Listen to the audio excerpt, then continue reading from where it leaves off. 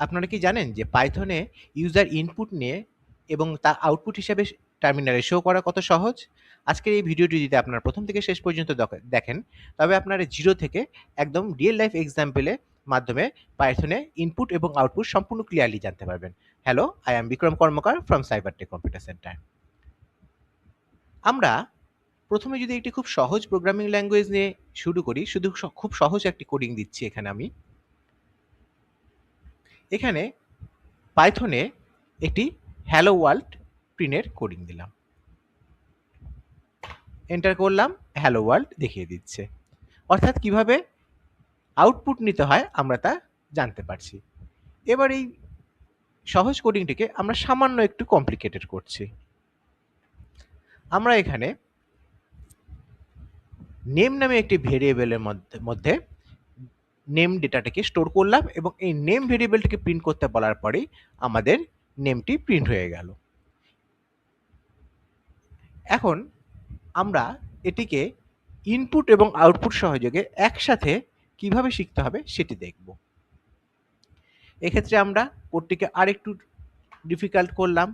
এখানে টার্মিনালের মাধ্যমে আমাদের নামটি এন্টার করলাম, এন্টার টিপলাম, আমাদের নামটি দেখিয়ে দিল।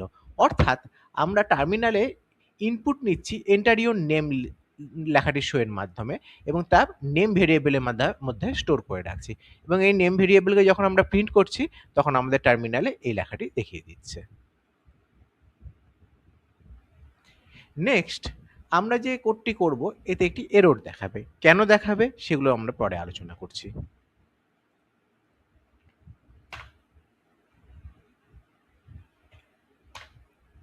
দেখুন এখানে এরর দেখিয়ে দিল। কেন দেখিয়ে দিল? কারণ আমরা এন্টার ইওর এজ যে সংখ্যাটি নিচ্ছি সেটি এজের মধ্যে স্টোর হচ্ছে, কিন্তু বাই ডিফল্ট পাইথনে এটি স্ট্রিং হিসাবে স্টোর হচ্ছে এবং স্ট্রিংয়ের সাথে 10 যোগ করা কোনো মতেই সম্ভব নয়, সেই জন্য একটি এরর হিসাবে শো করছে। আপনারা যদি পূর্বের ভিডিওটি দেখে থাকেন তাহলে আপনারা জানবেন যে স্ট্রিং কেন এবং কী কাজে ইউজ করা হয়। এবার এটিকে আমরা আরেকটু ঠিকভাবে লেখার চেষ্টা করব। এখানে আমরা enter your name, enter your age দুটি নিব এবং তাকে প্রিন্ট করে দেখানোর চেষ্টা করব।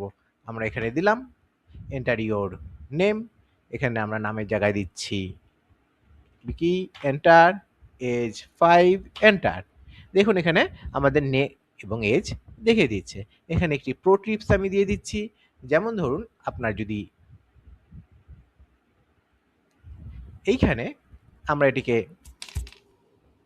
ইনঅ্যাক্টিভ করে দিলাম, নেক্সট লাইনে এসে প্রিন্ট করে দিচ্ছি এই কোডটি।